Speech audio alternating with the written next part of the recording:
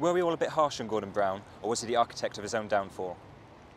I think Gordon Brown was the architect of his own downfall. I think he believed his own rhetoric, that he was a fine Chancellor and he was married to Prudence, whereas of course he soon divorced Prudence and went on a reckless course of spending and wasting money in a way which didn't buy us all the improvements in public services which would have been worth having. And it was that over-borrowing, overspending, extending far too much credit throughout the public and private sectors in the so-called good years, 2004 to 2007, which set up the crisis.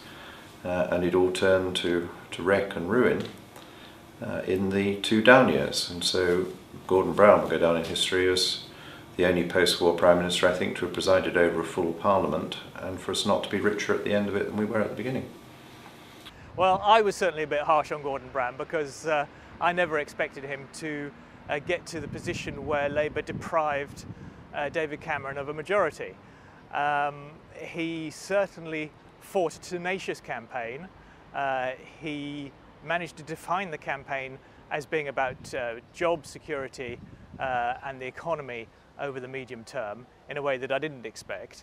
But on the other hand, I think the lesson of that is simply that if Labour had a different leader, David Miliband or Alan Johnson, then Labour could even have won the election. So in that sense, we weren't too harsh on him, no.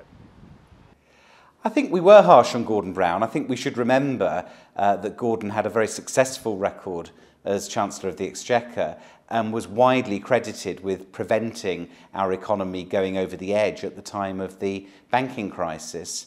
We do live in an age where television communication is a very important skill for politicians to have, and that wasn't Gordon's greatest strength, but he had many other strengths, and I think history will be really kind on Gordon compared to how the commentators were during his premiership.